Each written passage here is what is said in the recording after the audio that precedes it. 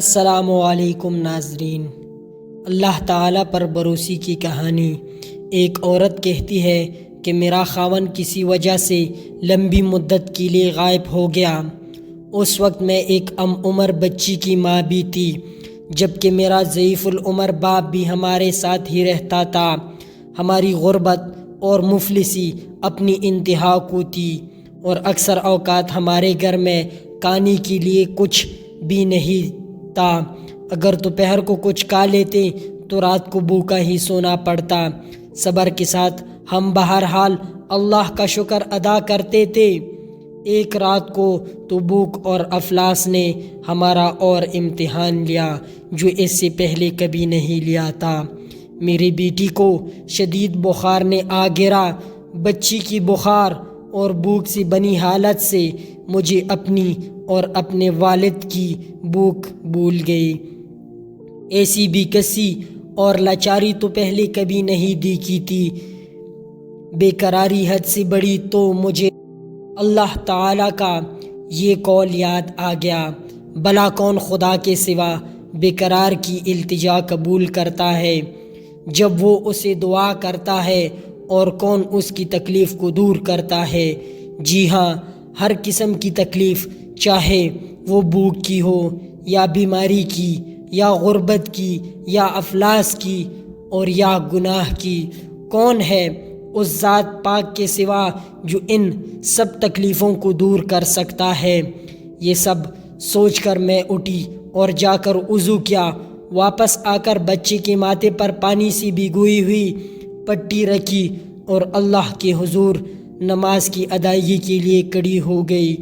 مختصر سی نماز پڑھنے کے بعد ہاتھ اٹھا کر بچی کے لیے دعا کی، اس کے ماتھے سے پٹی اتار کر دوبارہ پانی سے بھگوا کر رکھی اور ایک بار پھر نماز کے لیے کھڑی ہو گئی۔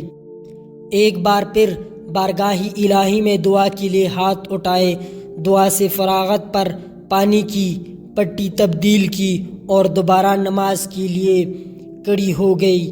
یہ عمل میں نے کئی بار دہرایا۔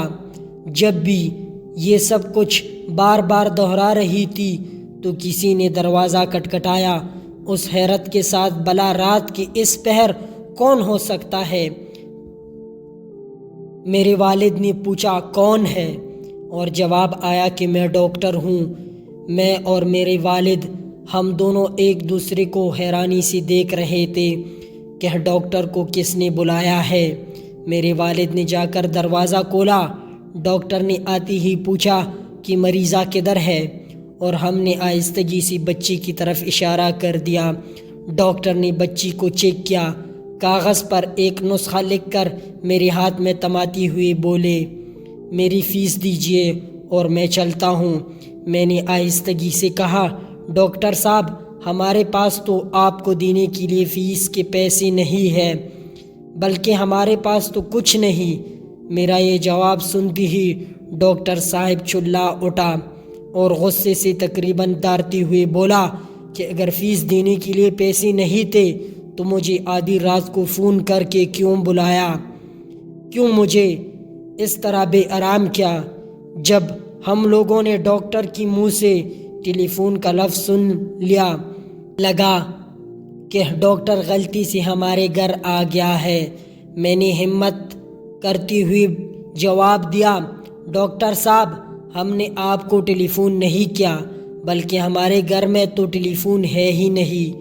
یہ سن کر ڈاکٹر نے مجھ سے پوچھا، اچھا تو کیا یہ فلانے شخص کا گھر نہیں؟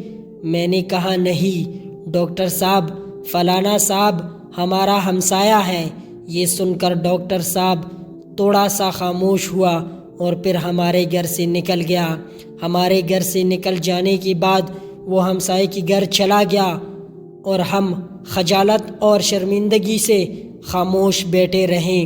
تھوڑی دیر ہی گزری کہ ڈاکٹر ایک بار پھر ہمارے گھر آ گیا، آنکھوں میں آنسو اور روتی ہوئی آواز میں بولا، اللہ کی قسم، تمہارے گھر سے اس وقت تک نہیں جاؤں گا جب تک تمہارا پورا قصہ نہیں سن لوں۔ اور میں نے ڈاکٹر کو اپنا پورا قصہ سنا ڈالا کہ کس طرح میں نے بچی کی ماتھے پر پانی کی پٹی رکھ کری اور اللہ کے حضور دعا مانگ رہی تھی۔